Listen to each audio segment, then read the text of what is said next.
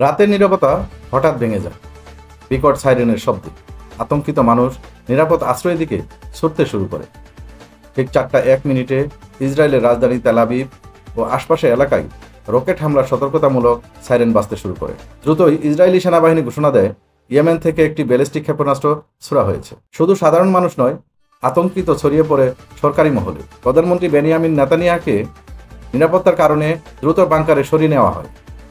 Israeli সংবাদ মাধ্যম channel 14 জানায়, হামলার সময় নেতানিয়াহু পার্লামেন্ট নেসেটে ছিলেন এবং সতর্কতা পাওয়ার পরই তাকে দ্রুত নিরাপদ স্থানে নেওয়া হয়। এই হামলার ফলে ইসরায়েলের বিভিন্ন অংশে আতঙ্ক ছড়িয়ে পড়ে। প্রায় 1000 অবৈধ বসতি স্থাপনাকারী দ্রুত বোমা শেল্টারের দিকে ছুটতে থাকে। এই হুড়োহুড়ির মধ্যে 13 জন আহত হন, যাদের মধ্যে কয়েকজনের অবস্থা গুরুতর বলে স্থানীয় সংবাদ মাধ্যম জানিয়েছে। একই সঙ্গে ইসরায়েলের প্রধান বিমানবন্দর বেন গরিয়ন থেকে সব ফ্লাইট অন্যত্র স্থানান্তর করা হয়।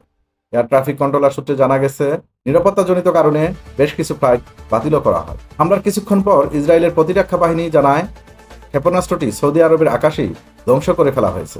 তবে ইয়েমেনের সামরিক বাহিনী এই দাবি উড়িয়ে দিয়ে জানায়, ক্ষেপণাস্ত্র সঠিকভাবে লক্ষ্যবস্তুতে আঘাত এনেছে।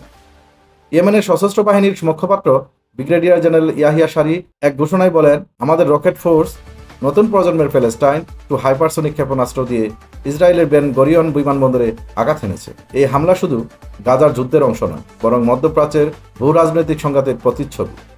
ইয়েমেনের হুতি বিদ্রোহীরা বরাবরই ইসরায়েল বিরোধী অবস্থানে রয়েছে এবং গাজার জনগণের প্রতি তাদের সমর্থন অব্যাহত থাকবে। মধ্যপ্রাচ্যের সংঘাত আর সীমিত কনফ্লিক্টের মধ্যেই নেই, বরং এটি ধীরে ধীরে এক বিস্তৃত আঞ্চলিক সংঘাত রূপ নিচ্ছে।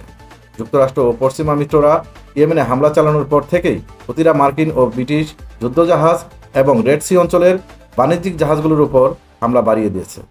বর্তমান পরিস্থিতি প্রমাণ করছে, এই সংঘাত শুধুমাত্র ইসরায়েল ও গাজার মধ্যে সীমাবদ্ধ নয়, বরং সমগ্র অঞ্চলের স্থিতিশীলতাকে ঝুঁকির মুখে ঠেলে দিয়েছে।